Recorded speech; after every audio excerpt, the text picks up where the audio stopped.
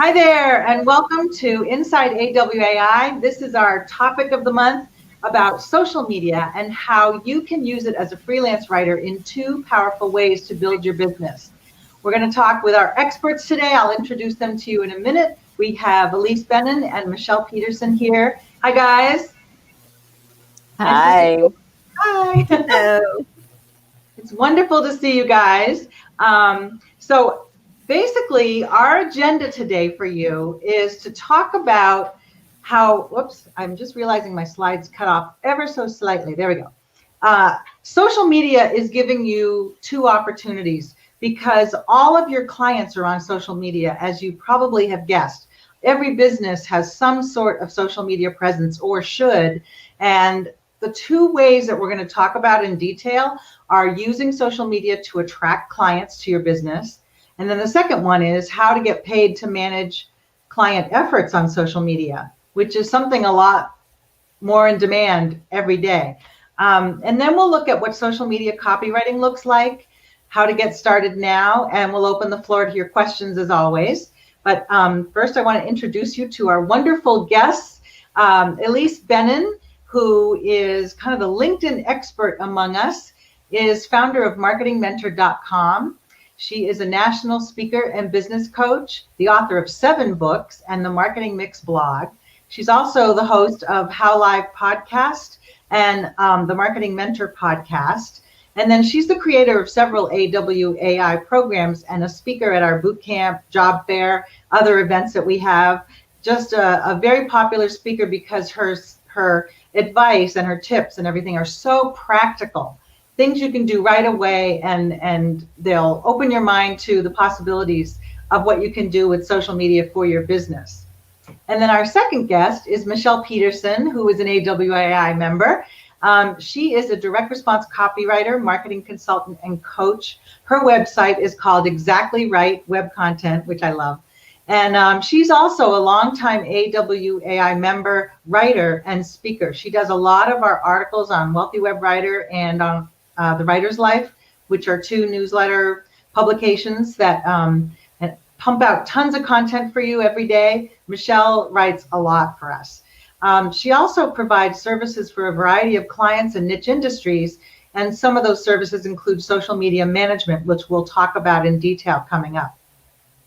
All right, so first of all, I just want to set the stage about social media opportunities. Just going to zoom on this a teeny bit more. There we go.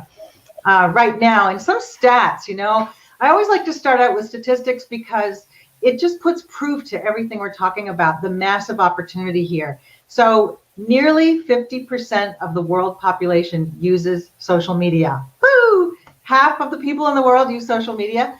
54% who are using it use it to research products. So that's interesting because you think, oh, they just Google all the time. Not necessarily. They might be on LinkedIn or Facebook or Instagram or Pinterest looking for products. I mean, I know I recently bought a house and I have home projects, and I'm always looking on Pinterest for ideas for my home. And part of that includes products that pop up and ads that pop up. 46% of social traffic to company websites come from LinkedIn. So that's really interesting because companies are using LinkedIn to build awareness and then drive people to their websites. And that's something you can help with. 80% of social B2B or business to business leads come from LinkedIn. 80%. I didn't even know that. So LinkedIn is becoming the business to business core for different people who are looking to hire professional talent or post news about their companies or do product launches, things like that. 93% of advertisers use Facebook today. You've probably seen every day in your feed some ads. Those ads work. That's why they're there. And then 83% of consumers prefer YouTube over other social media to find how-to information, product information. Really interesting. So it's just booming and probably bigger than it's ever been as far as opportunities for you to use social media to your advantage. So what does this all mean for you? Well, the first opportunity is that you can use social media to get clients.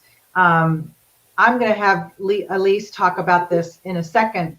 And really, she's the one who knows. This is her daily mission, is to keep on top of what's going on with LinkedIn, help freelancers find work, show them how that all works. So Elise, I'm going to have you dive on in and talk about this this slide. And sure. Yeah. Thank you, Pam. I mean, the first bullet, I'll just use the third bullet actually as the first bullet to build on what you just said with those statistics, because LinkedIn is basically the Google for business. It is a professional database of millions and millions of people looking for all sorts of things. So yes, they're Googling for copywriters, but you get too much crap, really, when you Google for copywriters. You get much higher quality copywriters when you Google on LinkedIn for copywriters. So that's one of the main reasons that you absolutely must be on LinkedIn if your market is on LinkedIn, because it's where the marketers are looking. That's where the marketers are. And freelancers are finding their clients there, and the marketers are finding freelancers. And basically it's a huge network. It's a place to build your network. It's a place to connect with people, and it's a professional database. It has so many ways that it can be used. It's kind of overwhelming, and that's why my strategy is to simplify it down to only what's essential and don't worry about the rest. Good. So you're saying if you're starting out, I mean, we often advocate that you should have your own website because that's something you own, that's your own core foundation or hub, but not necessarily true, especially if you're just starting out, because there's so much happening on LinkedIn. So walk us through these points here. Yeah, so this is what I mean when I say LinkedIn is overwhelming, because it really could be your everything. And on the one hand, I like to say all you need is LinkedIn. You really don't need a website at the beginning. However, the caveat to that, the exception to that rule is if your LinkedIn profile, you are required to use it for your JOB, maybe you have a JOB still, and you haven't dived completely into full-time self-employment, then having a website might be a good alternative to LinkedIn if you absolutely can't use your LinkedIn profile. But the main point is that LinkedIn is where the people are, right? So if you have a website, you're going to have to get them to your website. They're already on LinkedIn. So that's why I like to use it as the website. It's your address book. Basically, the bigger you build and expand your network, the more people you have access to. It's your search engine. You can search for people to help you. You can search for your clients there. There's so many different ways to search, although I have to say they don't make searching very easy. And also they make you pay for it at a certain point. There's a limit to what you can do for free. But, you know, it's usually plenty for people just starting out. LinkedIn is also could be considered your email service because there's a messaging app in it and you can use it to reach out to people and have conversations. In fact, I've found lately that a lot of people do prefer to have their conversations on LinkedIn because their email boxes are so full, right? So each person has a different preference, which is what you want to learn as you're building your relationships with people on LinkedIn.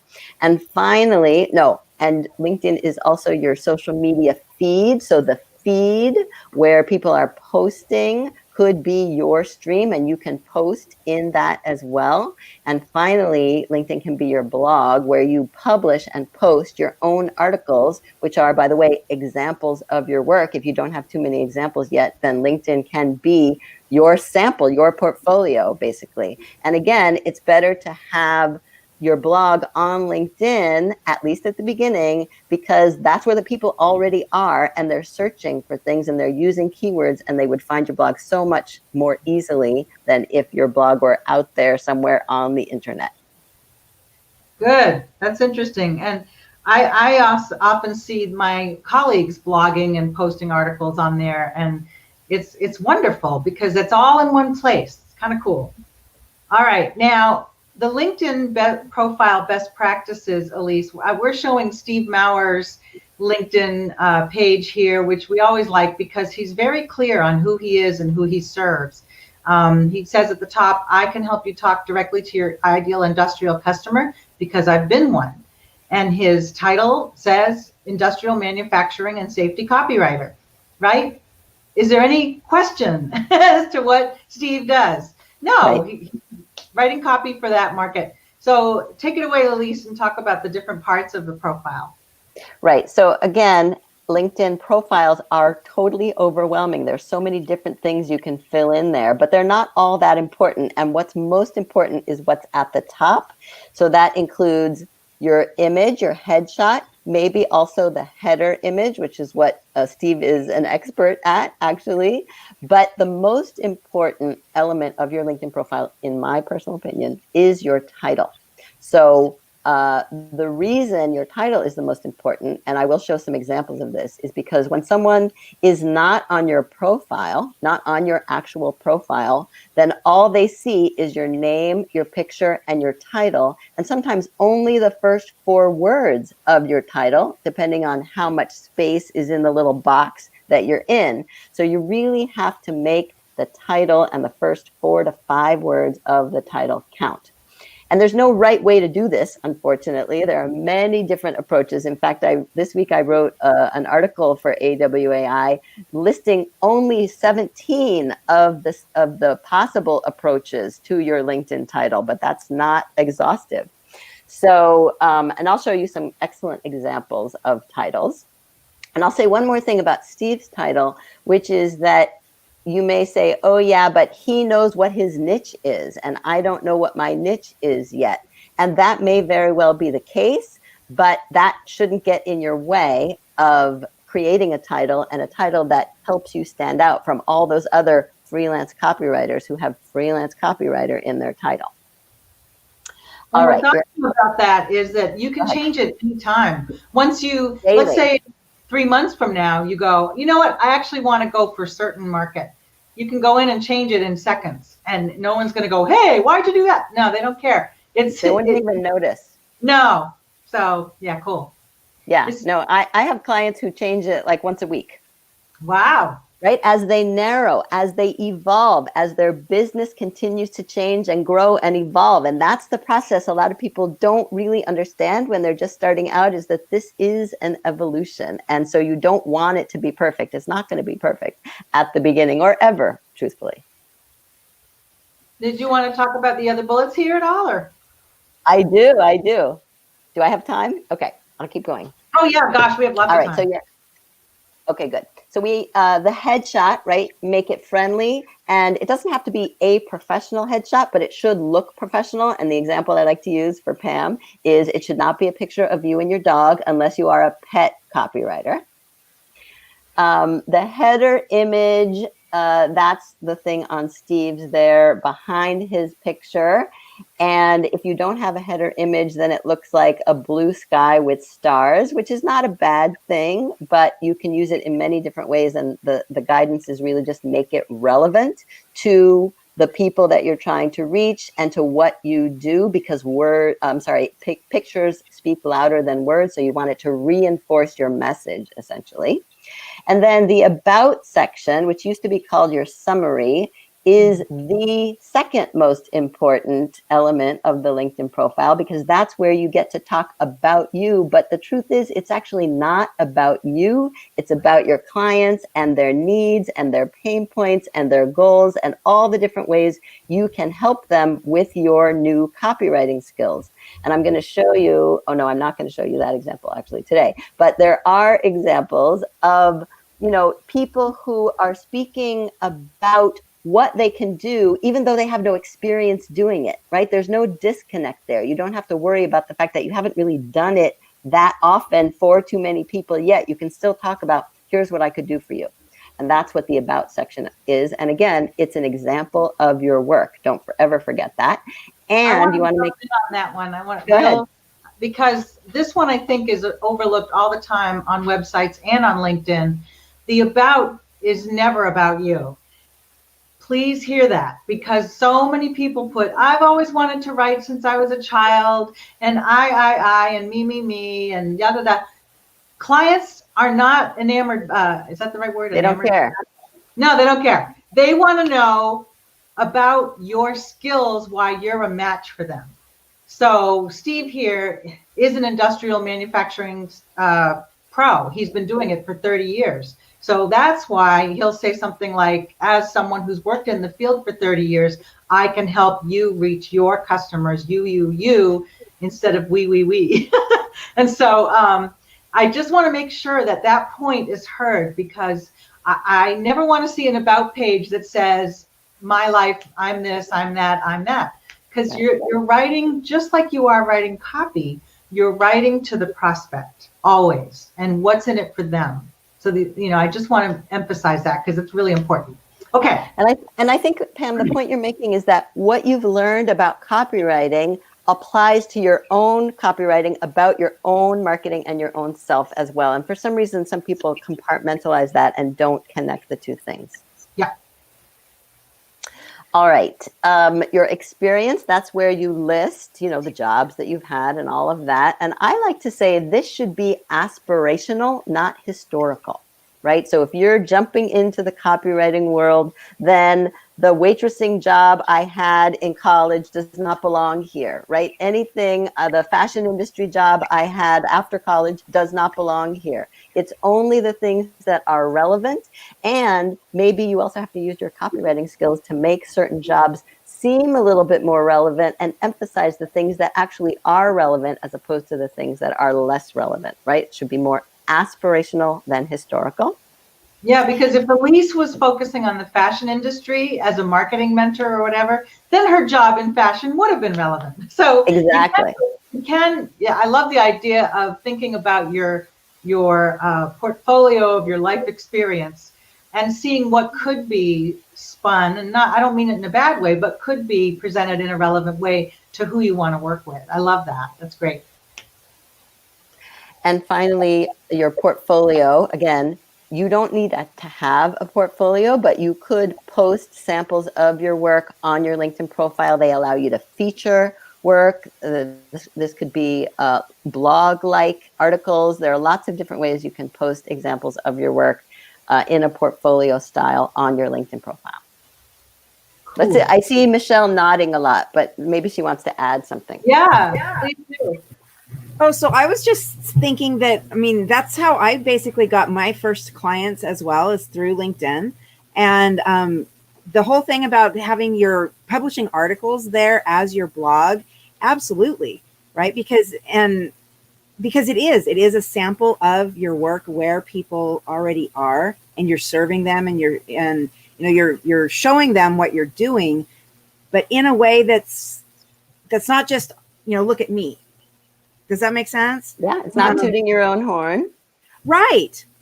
And so, yeah, no, I'm so in agreement with all of that. And the about thing, Pam, oh my gosh, right? Because that is such a struggle for everybody. And I'm so glad to hear you repeat that again, right? Because that's so, so important. I think, honestly, and I think that's important with not just your about here on LinkedIn, but if you think of that for all of the things that you're posting on social to attract your clients, it should always be about them instead of about you. And one good thing I recommend, it's hard to write about yourself. It really is. I find it hard without feeling like, am I tooting my own horn too much, or am I really like overkill on this or that, is have a colleague. You guys could work on each other's abouts, or at least read each other's abouts to make sure it is talking to the client you want to attract. That's a nice way to do it, because then you're not like paralyzed by, I don't want to sound obnoxious. Have someone else look at it and help you. We've got a whole community here on Facebook. Find some friends and say, would you look at my about page and make sure that, it's cool? And so I hope you do that. Absolutely. All right. So Lisa, you wanted to share some cool examples of best practices. I do. I think 2 is going to be good right now. Yeah. I have a male and a female, just to be equal. Yeah. And I'm going to show the woman first. All right. So let me share my screen.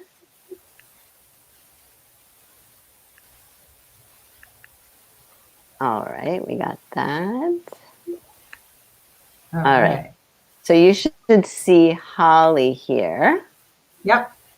Okay. So Holly is an AWAI member also. and I met her at boot camp a couple of years ago. And she's the one who, just the other day, she emailed me and she said, on a whim, I changed my LinkedIn profile. Go look at it and tell me what you think. So I did, and I love it. So that's why I want to share it. Basically, remember, her title is the most important thing here, but she does have a nice, friendly headshot. She says, copywriter for travel, tourism, and much more. So the thing to note here is that she's focused on travel and tourism, which is kind of an umbrella niche. Those are two different industries, but related. But she also says, and much more. And this to me is the simple solution to people who don't know what their niche is yet, or have many different possible niches that they want to reach out to and work in. And at the beginning of your business, you do have to be broad and general. I like telling people to have a starter niche. So travel and tourism is Holly's starter niche, but she's evolving into small business actually, and maybe a little real estate. So that's one way to do that in your title. And then look at this, ... Yes, I can write, but I'm also reliable, friendly, and prompt in her title. The reason I love this is because the truth is a lot of clients don't know the difference between mediocre copywriting and really good copywriting. So what they can tell is if you're reliable, friendly, and prompt. And so if that's what you want to highlight and you want to appeal to people who know that's what they're looking for, then you can certainly put something like that or a variation on that in your title. Now, I also just want to call your attention here on the right where it says people also viewed. What we see here is what I meant when I said before that the only thing they see when they're not on your profile is your name, your picture, and the first 4 words of your title, right? And so this has to make them want to click on it. And most of these are really boring and don't make me want to click on it, right? We don't know these people, but they need a little LinkedIn lesson, I think. All right. Let me just show you a little bit also of Holly's about page, right? So remember I said the first 3 lines are the ones that matter the most, because unless someone clicks on see more, they're only going to see the first 3 lines, and she isn't even using the first one. It's a return. So, but I love her first 2 lines. They're very compelling. And as you know from your copywriting skills, the beginning of everything is the most important thing. That's what engages them. That's what draws them in. So she says here, finding a reliable copywriter who gets you and your business is a bit like finding a needle in the proverbial haystack. So if you've found one, good for you. Hang on to that writer for dear life. But if you're always scrounging around, and here she is articulating the pain points that her best clients have. If you're always scrounging around to find a writer to help you word that email, if you've procrastinated updating your marketing materials because, well, that's a lot of writing. If you find yourself asking around for the best writer on your staff, you know, the one who claims to have gotten an A in English, to update your homepage, or worse, you take time away from your business and just write that case study yourself, then you might need a copywriting partner. What is a copywriting partner, you ask? So I'm not going to read the whole thing, but you see how engaging it is, and it's not about her. Right. Pam, I know you want to say something. Beautiful. I love what she's done. All right, let's see what the guy has done. All right, this is Alan, and Alan is doing something totally different here, right? So health technology writer is his title, freelance copywriter, content marketer. So the strategy he's using is very different. It's keyword oriented, right? Search oriented. He's using all the words that people who might hire him would look for. But the trick to doing that is that you have to stand out when you come up in their searches. And so if all you have is freelance copywriter or content marketer, why would they look at you? There's nothing different there. And so that's why he has health technology writer, which is a little bit of a niche that he is aiming for. And I'll just call attention also to his header image, expert tech really B2B copywriter. You like that, Pam? Yeah, because instantly in like half a second explains what he does, how to reach him, and he's got some proof on the right with those logos of companies he's written for. So that's like 3 seconds, you've got it. And his contact information, all really easy to find, right? And again, I'm just going to read the first paragraph of his about section. Your business. Note that the first word is you, your, not I. Your business during today's complicated health climate, it's very timely also, more than ever, could use the services of an accomplished and versatile copywriter and content writer. As a results-driven digital marketer with skills and experience in health technology, I am perfectly positioned to take on the challenges, resolve the pain points you are currently facing, right? And I also like the way he's laid it out here with these little check marks with the services that he offers. Great. Right? And one more thing, he's got a testimonial that he's pasted into his about section. There are no rules. Why not? And then all his contact information here. Very good. All right, I'll stop sharing. Okay. So those are just a few really excellent examples, as I like to call them. Yep. Superb. Okay, I'm going to go back to my slides because we have a lot more to cover. Thank you very much, Elise. That's awesome to see. All righty. So LinkedIn, of course, is the platform. You have to be on there first and foremost. It's where all the business people are. But I do want to give you a couple of tips on other social media opportunities you have. So if you're in a company page or group, let's say you want to write for a dental industry company because you love that industry and that's where you want to call home and focus on as your niche. You could go ahead on Facebook and like the companies you're interested in and start commenting, following, liking what they post.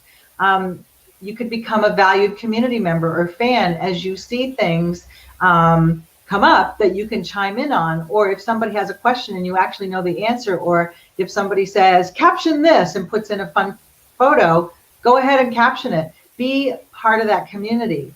And you could also post ideas, answers, encouragement to others. In our Facebook groups for AWAI, for example, somebody may say, help, help, I have a client, potential client who wants a price on something. How do I bid this? You wouldn't believe how helpful and friendly all the other members are to post ideas on how to answer that question. So if you're visible on a group like that, the client's going to notice. As a matter of fact, we have found contractors that way. And Rebecca Matter, who's president of AWAI, said this to me the other day. If you're participating on social media for the companies you want to work for, that's how we have found all of our social media moderators. It's much nicer to work with people who already have proven they love the brand, are knowledgeable, and show how they support the community.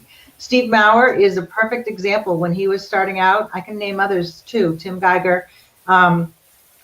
They're just so active and enthusiastic and cool in the community, and they're making strides themselves in their career. So what has worked for them, they're happy to share. And it's just incredible. So when we were looking for moderators, we tapped Steve and said, can you help us out? And so he is a moderator on a few of our different groups. That's how it works. You get noticed when you do things like that. So you don't only have to be on LinkedIn. You could also be very active on a company's Facebook page, Instagram, whatever. Stand out with awesomeness and you'll get noticed. Now, what does that actually mean, getting tapped on the shoulder by a company? And this is where Michelle's going to help me out. You can get paid to help clients with their social media. So here's a few stats on that first. Social marketing statistics. The social ad spend increased 20% to $43 billion just in 1 year. 20% in 1 year. It's amazing. So who's writing all those ads? They need people who know how to write ads. 52% of online brand discovery happens in social. I can say for a fact that some recent purchases I've made were from companies I'd never heard of, but their ad was very appealing in Facebook and I went to check it out. 72% of B2B marketers used paid social last year. B2B? Really? Yes, because B2B decision makers are on Facebook, on LinkedIn, on social. So marketers are getting savvy to that and posting ads there that are reaching people. And then one to keep in mind is, that's a great opportunity for you. Weak social ads create negative emotional responses in less than a second. So you have an opportunity to help companies turn that around, because a lot of companies don't really know how it works. They're not sure how to engage and convert prospects, but you do as a copywriter. So that's a great opportunity for you. So all of this effort, every single company you can think of in all different kinds of niche industries are trying to seize the day on social media, and a lot of them don't have any idea how, or they don't have people on staff. I went to Indeed.com the other day, and granted, a lot of these are full-time jobs, but not all of them. Many of them are also freelance jobs.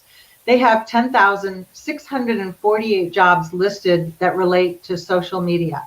So as you can see here, so this is just one example of an Indeed.com job posting for a company. Flipman. I don't know what Flipman does, but it sounds like fun. The top 2 challenges for marketers, according to Social Media Today, are finding time to manage everything in the social world, and then creating fresh and meaningful content for each audience. Who can help them with that? You can. So I wanted to show you what that looks like. What does social media copywriting look like? The typical job, and Michelle, you're going to weigh in on your real world experience here, but typically it's setting up pages and groups. Like if a company needs to set up a specific Facebook page or group, you would help them with that. You'd be moderating the conversations. You would be posting new content regularly based on a schedule that you set up with your client, like an editorial calendar, or things that are coming up as questions to be answered. You'll also flag questions and concerns for the client so they can help answer them with their customer service team or their sales team. And then sometimes part of the regular gig is writing or creating ads. But sometimes social media management and then doing ad copywriting might be a bit separate. If you're the copywriter writing their emails and web copy and that type of thing, you might be the one doing the ads, versus if you're doing their social media campaign management. But Michelle, you can weigh in on that too. Social ad writing tips, and I'll get to you just one second. But I wanted to give you a couple of tips on ad writing from Alexis, who is our social media ad manager. She said one of the easiest channels for quick research is social. All you have to do is go on Facebook and start looking around. You can look at competitive ads for your client. She gives a link here, facebook.com ads library. So if you're writing for a client, you can go in there and see, what are the competitors writing about and saying? You can also follow industry leaders, listen to conversations. That is all happening in the feed every day. What are the pain points of the customers of that company, and how can you help and write better copy that meets those demands or needs? And then study Facebook ad types, specs, guidelines, policies. They change quite often, but there are tutorials and guideline pages within the Facebook community or LinkedIn or Pinterest, etc. Or you can just Google, and sometimes there are resources like Social Media Examiner or HubSpot or others that give you what the latest guidelines are. And then take advantage of ad mock-up tools. So you can be writing the copy and see how it'll actually appear in the ad. Those are her tips. And by the way, we're going to post these slides later, so don't worry if you can't capture all this right now. It'll be on our Inside AWAI page. But these are great tips from her. Now, typical fees for setting up. These are based on, we have a free pricing guide on our website, and we look through, all kinds of best practice and salary indicators out there to come up with our ranges. But setting up a page might be $500 a network. So if you're setting up a Facebook group, you're going to do the graphics and the admin and all that stuff. That might be $500 each for Pinterest and Instagram. Social media management, that would be a monthly retainer type of thing where you're consistently growing the community and posting, monitoring. Maybe you check in a couple hours a day, 5 days a week. That's up to you, but that can be $1,000 to $2,000 a month or even more, depending. And then writing ads. Each ad could be $50, and if a client is doing a lot of advertising, that can really add up. All right, Michelle, your turn. So thank you for having me. I wanted to in that first couple of slides where you said about setting up the pages, I wanted to just make one comment. There is a lot of times people will have, or companies will have pages set up, but they're not set up very well. So even though they may have an existing profile, a lot of times one of the first jobs that you're going to have for them is to go back and, like fix that, right? Fix what they've said about themselves so that it is more inviting, more engaging to people. So I just wanted to say that because, a lot of times you'll think, well, I can't set it up. They've already got it set up. Well, a lot of times they'll need help to reset that, right? Make it Okay. better. Yeah. So there's the one-time projects, or there's the ongoing retainer work. So the one-time projects are things like I put on there events for your product or your book launches. I've done things for info marketers, for authors, for speakers, trainers. And a lot of times they will have something that they're specifically promoting, and they want, while they run their social mostly for themselves, they want the extra professional quality when they're doing these launches. So that can be a really great opportunity to, one, just get started working with them, show them what you can do, and then often that can turn into something more. I've also done, like, one-time projects would be, you may or may not know, one of my niches is the wine industry.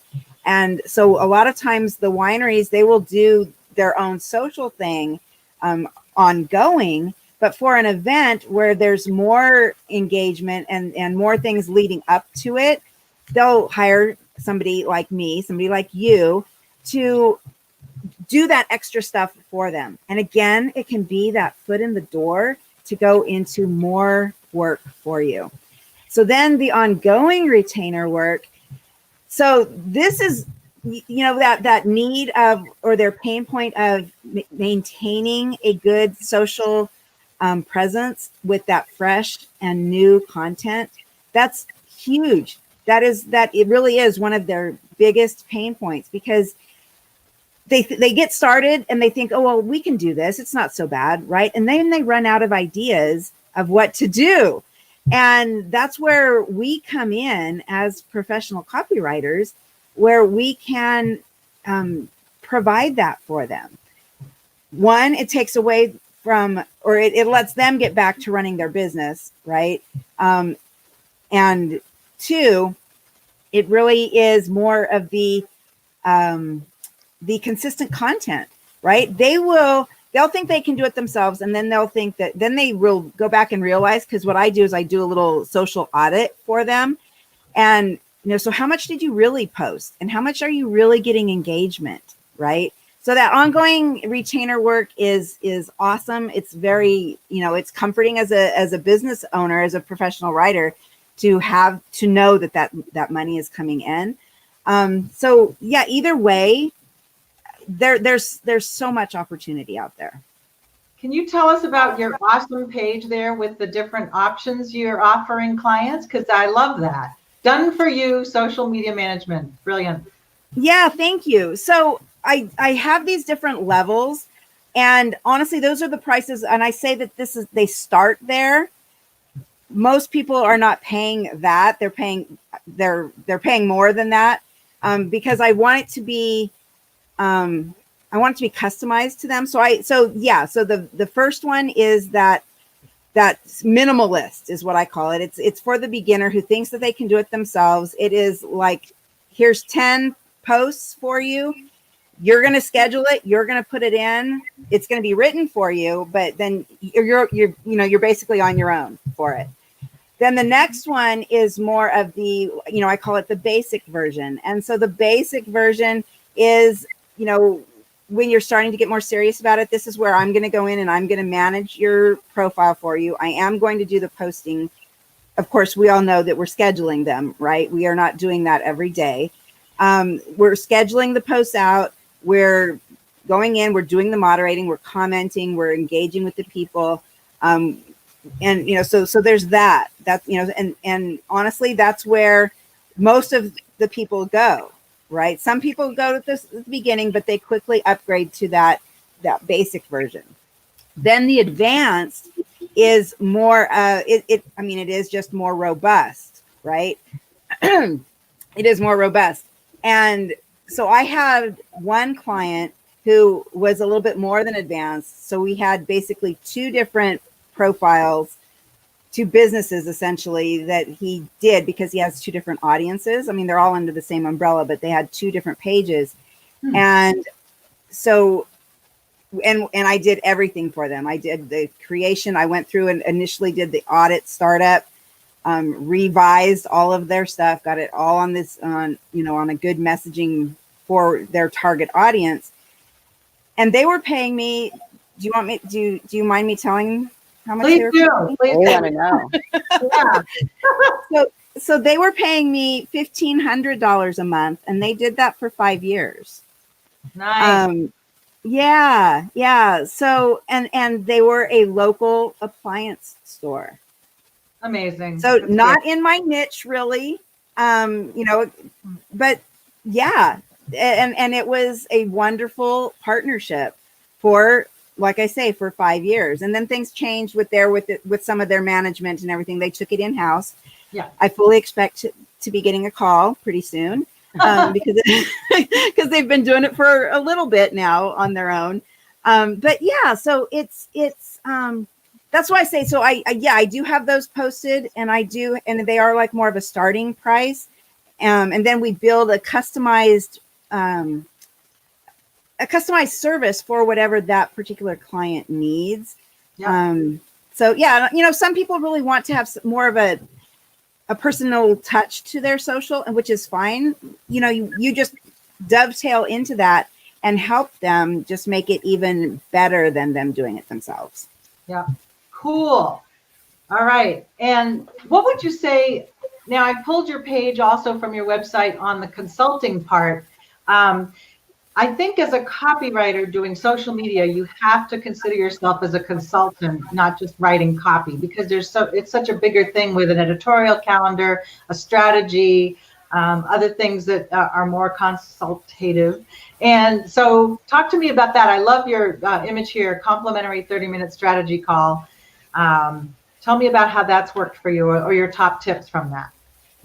Yeah. So what's really great about that is it gets them talking to you, right? You can ask them what are their challenges currently? Why are they calling you? What do they need? What do they hope to accomplish from your partnership, from working with you? And so instead of just this broad statement to them, like, so can you send me a proposal?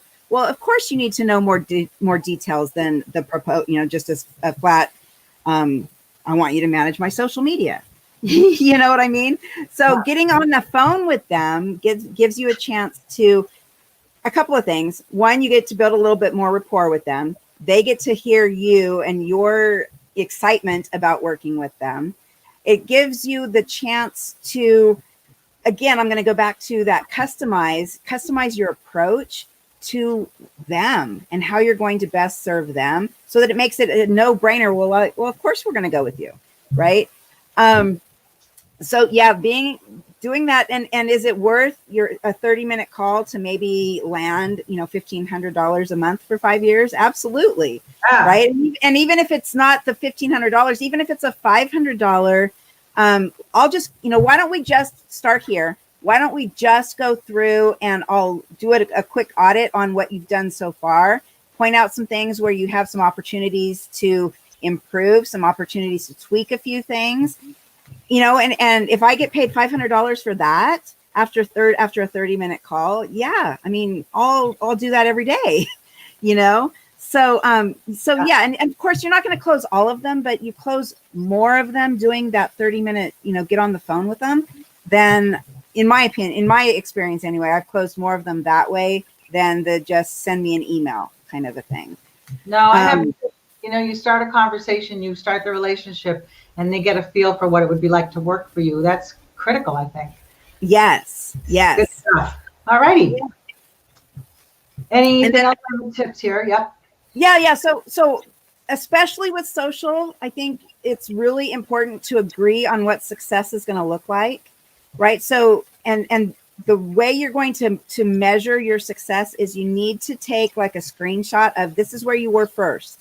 Remember how, across the board your postings were and your imaging and look at this was how many likes you had and this is how many, in a snapshot of this is how many people you were engaged with your page all the time.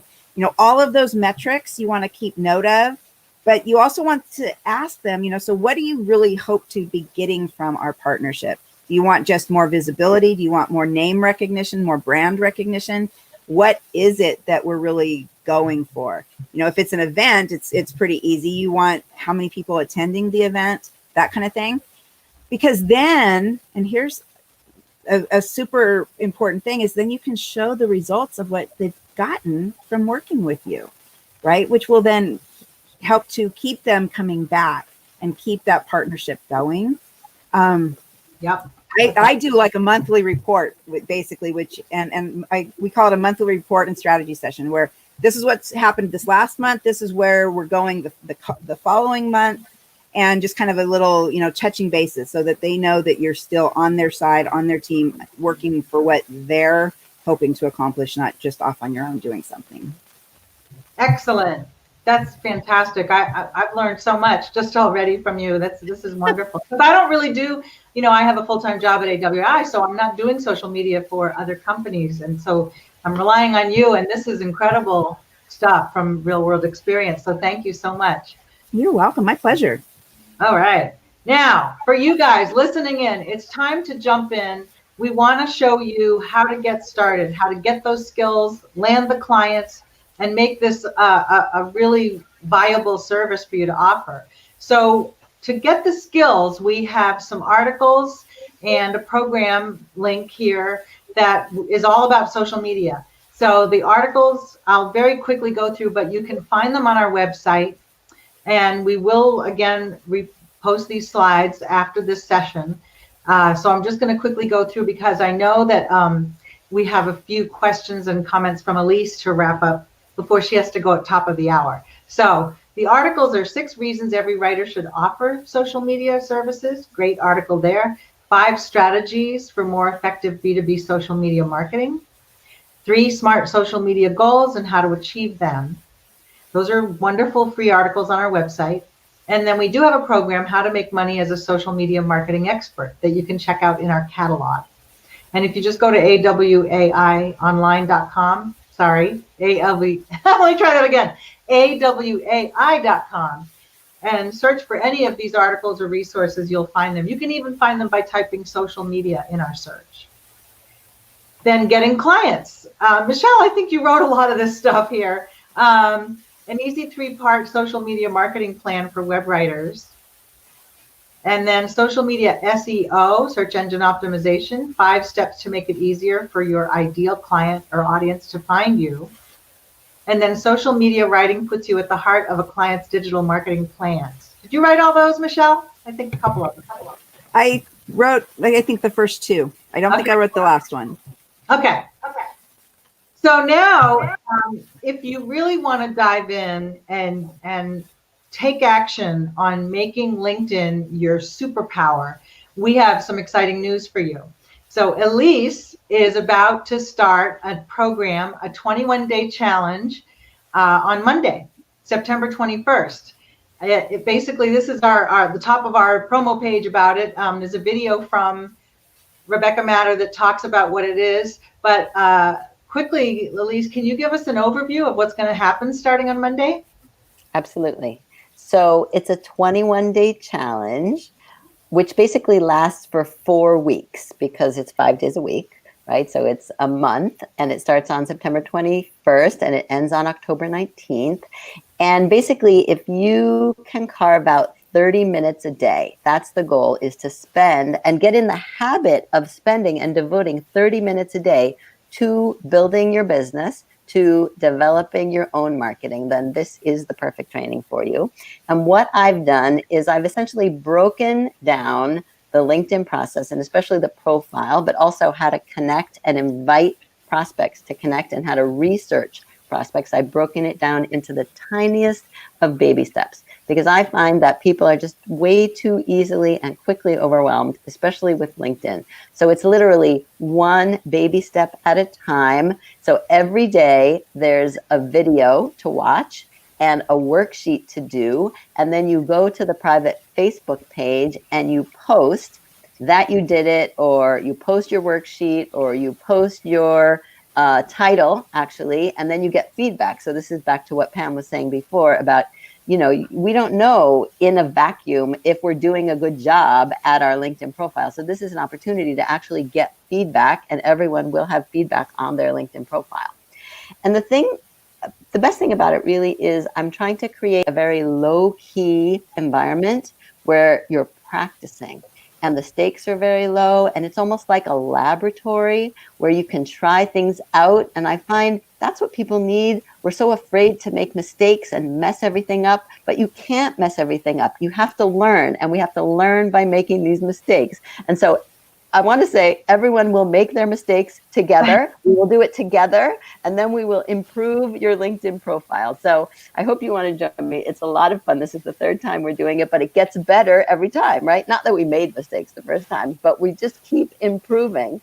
And so I'm really excited because I've invited a couple guests, a couple of my copywriting clients who are using LinkedIn to promote themselves and connect with people and using it as their blog. And special guest Ann Handley is going to join me also. I don't know if you knew that, Pam. I invited Ann. I might have heard a little something about it, but she is so incredible. When I was working mainly in the pet industry, I said, I want to be the Ann Handley of the pet world. I mean, she's just amazing. And we've met then, and she's just the loveliest person. Lots of fun, very entertaining, and super smart. You don't want to miss that. So she's going to come and talk about how she uses LinkedIn and how she sees LinkedIn. Cool. Wow. I'll be there. So we have two links just to make sure I say this. The link that you're seeing on the slide are for those of you who are not part of our live launch party this week. If you're part of our live launch party this week, there's a special link for you that you'll see in the launch party feed. I just want to make sure that's clear. It's a little confusing, but we want to see where registrations come from, whether it's the Inside AWAI crowd or the launch party crowd or both. Hopefully both. Hopefully everyone should be there because LinkedIn, I think with everyone online now, everyone searching for help in the business world, they're scrambling to change a lot of their messaging and a lot of what they're doing. They need professional assistance from copywriters who know the deal. So I really do hope that you'll give this a shot because it's painless, little baby steps. People have had wonderful results from the previous classes. So check it out. They launched their business, basically. They launched their business. Okay. So really important. Great. All right. Thank you. And before you head out, we've got a few more minutes for questions. We'll be here for a while, Michelle and I and Fran, but Elise has to go at the top of the hour. So we're opening the floor. I'm going to stop the screen now. Hopefully you took note of the link. And basically we're just moving on to the question phase. So you don't need to look at that. I'll just stop sharing while we answer questions. And I know Fran has been watching the comments. Hi, Fran. Good to see your face. Great to see you guys too. Awesome presentation. We're getting a lot of thank yous in Facebook already. So if you're ready for questions, I'll just dive right in here. Please do. Go for it. Awesome. Our first question is from Ariel, I believe on our YouTube channel, which is very exciting. People are checking it out on YouTube as well. She's saying, hello, I'm wondering about how we can thrive as a new writer just working 10 hours a week, especially with so many businesses closing or having reduced budgets. Elise, I'm going to let you tackle that one. Well, the way I would respond to that is, number one, you don't need thousands of prospects, right? You just need a few really good ones. And so you target your marketing, you choose carefully, and that's what the whole 21-day challenge is about, by the way, you choosing who you want to work with based on what you know of what industries are growing right now. And you're not going to pursue the ones that are not, the ones that are closing. You're not going to go after those, right? So you have so much control when it's your business, and 10 hours a week, that should be a no-brainer, actually. Yeah, and so many businesses are not closing. A lot of businesses are doing quite well, like software and online teaching, and gosh, what else? Homeschooling. Homeschooling especially, yeah. So if I can just jump into that, I've been more busy as a copywriter since everything has been closed than ever before. I mean, honestly, people are really wanting to make their marketing work best for them. So that's why they're reaching out to the professional help. Yep. Excellent. Thank you. Wow, that's great. Awesome. Okay. Thank you so much. The next question is for you, Elise. What do you recommend more, putting your job title and niche in the title section, or some catchy phrase about what you can do for clients? So I think a catchy phrase about what you can do for clients is more effective because, number one, it is also an example of your copywriting. So right off the bat, you're showing off what you can do. And I think, especially for copywriters, you really have to use workarounds. We don't have traditional JOBs. And so that's what the title is for. And that's what makes it so boring. So I would definitely put something that shows personality the way Holly did, as opposed to the keywords. That's my own personal preference. But you have to try them out. You can, and you can.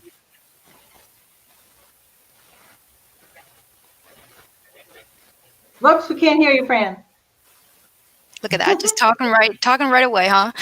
The next question we have is from Alicia. Alicia is wondering, when scheduling out blog posts, how do you determine the schedule? Per client, per week?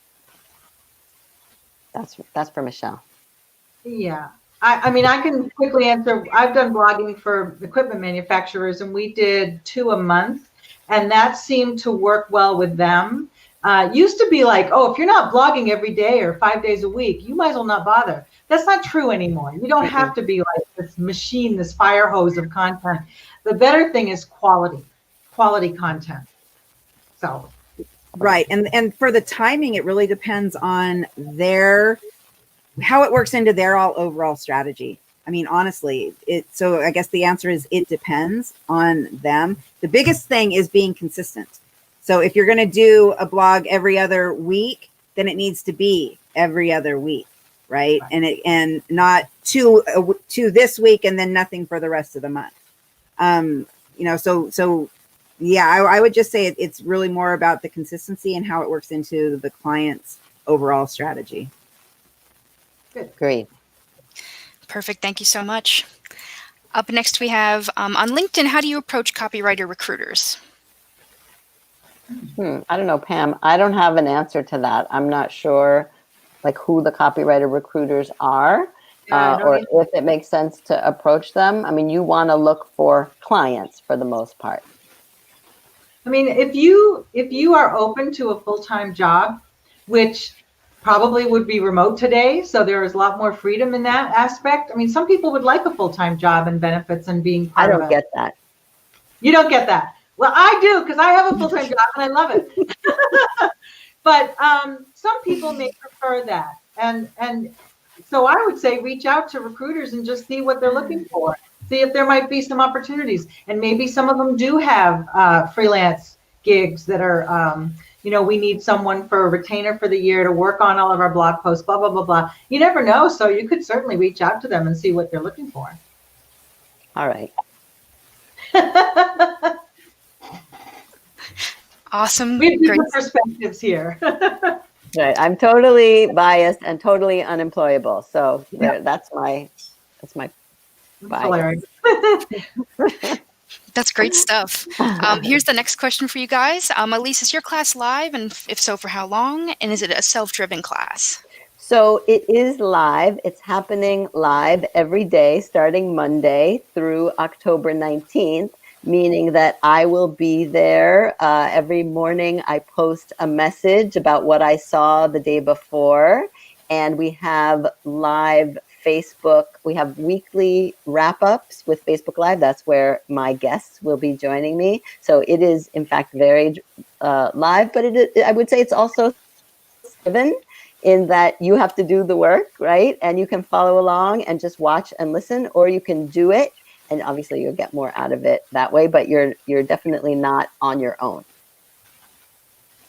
Great. Awesome. And maybe this will be the last one for Elise before she has to pop off here. Thank you. Elise, what if you offer several services in addition to copywriting? Would you separate business pages to make sense and not clutter the message? Not really. I would find a way to present them. Yes, I would find a way to present them that creates a bit of an umbrella connecting them, or sometimes there is a way on your about section that you can call out and say, if you're a marketer, I also do this, or if you're a designer, I also do this. So it's really kind of a no-no to have separate pages, certainly separate profiles. I would not recommend. Okay. All right, Thank you so much, Elise. Thank you. Thank you. Good to see y'all. All right, bye. Now, I wanted to mention one other thing. For lots of the LinkedIn questions, we do have a free Inside AWAI session that Elise did a couple of months ago, and it goes way into all kinds of depth on how to use LinkedIn in different ways that she's talking about. It's not quite as in-depth as a 21-day challenge, of course. It's 1 hour, but it will answer a lot of questions like, what if I have a day job? How do I put a freelance thing on my profile too? I don't know the answer to that. I highly encourage you to go and check that out. It's free. It's available right now. If you just go to AWAI and put in the search box LinkedIn, you'll find that in the search results, that presentation, and it's well worth watching. But in the meantime, Michelle and I are here, and Fran, and we will do our best to answer other questions. So do we have others, Fran? Absolutely. I'm searching through right now. Okay. We have a lot of questions about this program and the offer for COS members. And right now we are just directing people to call member services if they have questions. And someone is actually asking, what is a COS member? So I don't know if we want to quickly mention that. So very quickly for COS members listening in, Elise's program is free to you, but call member services so you can get in. That's the quick answer on that. COS is Circle of Success. It is our highest level program where you go all in on your commitment to become a well-paid writer. And it offers live training, mentoring, personal mentoring, copy reviews, a full library of programs at your fingertips at any time.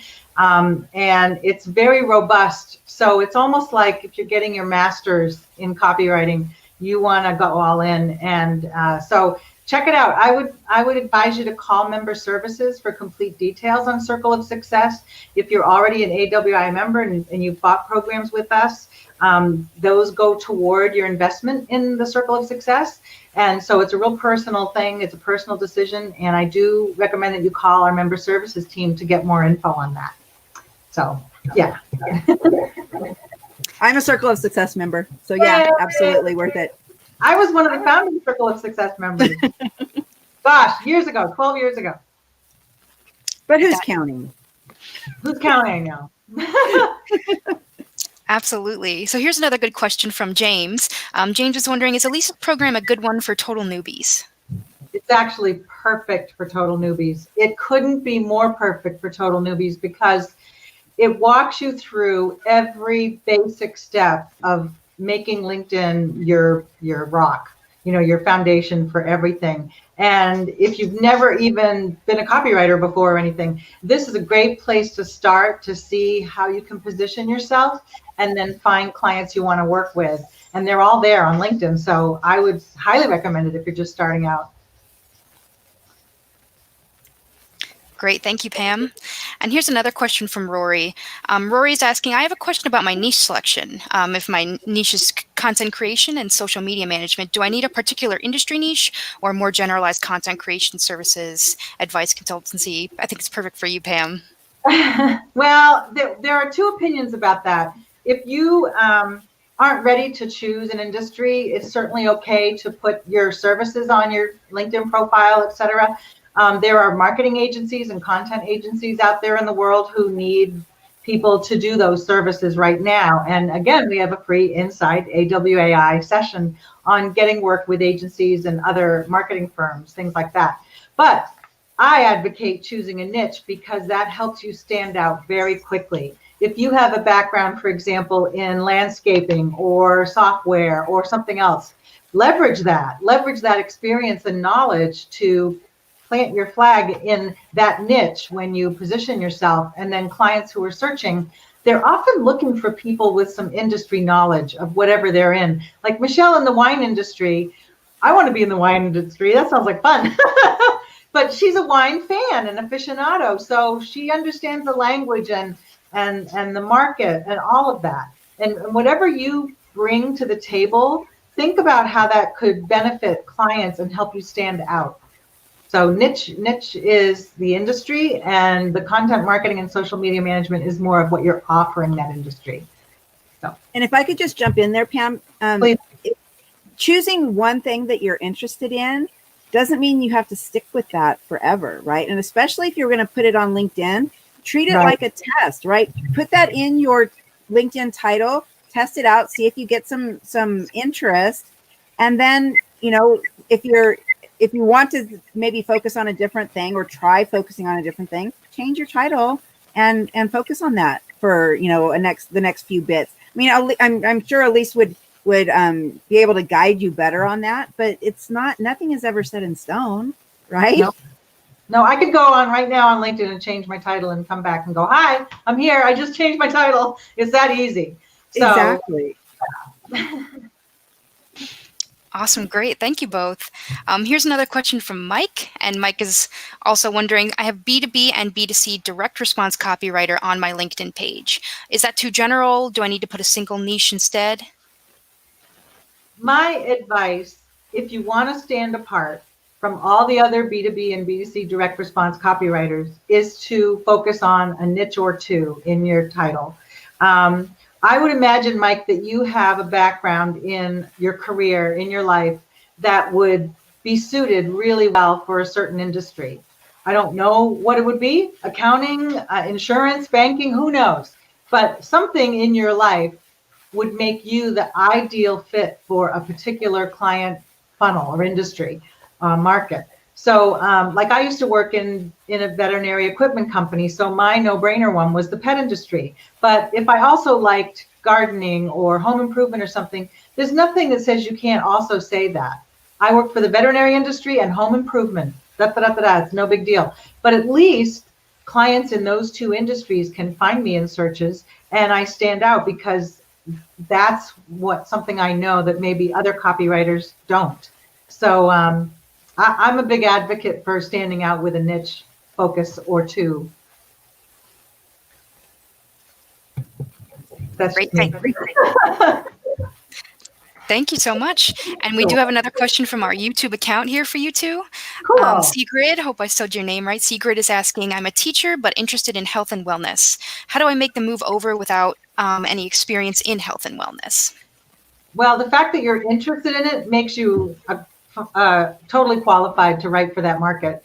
You know, I'm not a professional gardener, but I like to do a little landscaping. I am the buyer. I'm the customer. I understand going to a nursery and picking out plants and thinking about HGTV landscape makeover shows.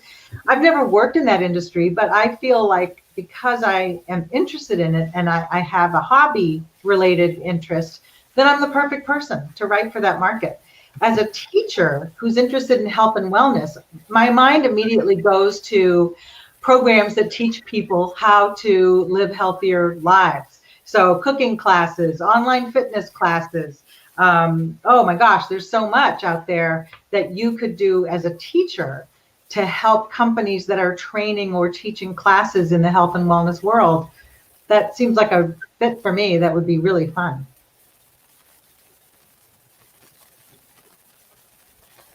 That's great. Thank you so much. I'm looking for a couple more questions here. If anyone has any more, please feel free to put them in. But Pam and Michelle and Elise, you are getting so many nice comments from people on Facebook. They really seem very interested in the topic today. So Thank you so much for your time. You're welcome. Thank you guys for being wonderful. My pleasure. Awesome. Just scanning here, making sure we got everyone. And here's just one nice comment from Shelly. She says, Pam, Elise, Michelle, you ladies are awesome and inspiring. So thank you so much. Yay. actually, Shelley, it's all about you. We're here for you. We want to see you succeed. So I'm glad you're here. Thank you for saying. And again, if you come up with a question after the fact, we've got the social media groups here, but also I always encourage you to visit our Inside AWAI page, because we've done this every month for 3 years, different topics. They're all posted on that page. Anything you want to know about getting clients, building your skills, different opportunities today. You know, what is B2B? We've covered anything you can think of. You know, how do I go from A to B? How do I get my foot in the door? How can I make $1,000 in a weekend? We have covered so many different topics, and we're committed every month to presenting answers to you and opportunities you may not have thought of. So I really would like, I encourage you to go check that out. It's free. Everything's there. You can either watch the video, look at the slides. There's audio only, and there are transcripts. So yeah, that's a gold mine for you. And if we don't have any more questions, Fran, I'm going to wrap it up. Great. I think we do see 2 ones that just slipped in for you guys if you have time. Okay. Sure. Just a quick question. Stella is wondering, how often do we offer this class? I think 2 or 3 times a year. I'm not 100% sure though. So if you could check with member services, contact member services, or someone may post it in the feed below.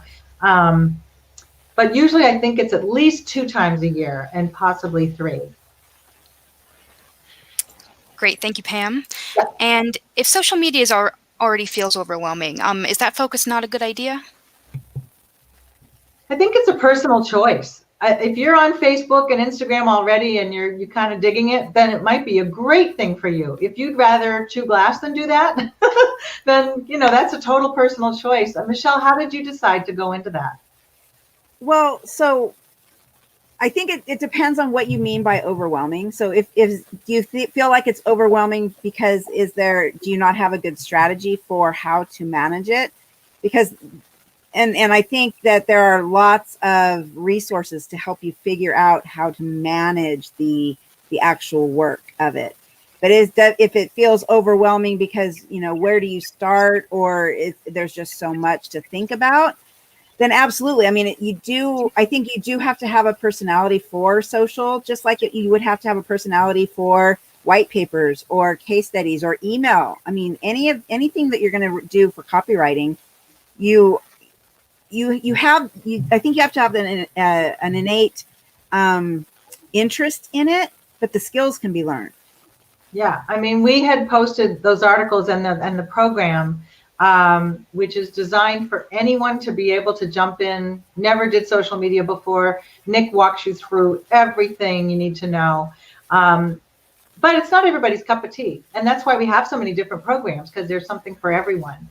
It's really a personal choice. But, go to our website and check out the social media program and see if the information about it speaks to you and interests you. That's what I would suggest.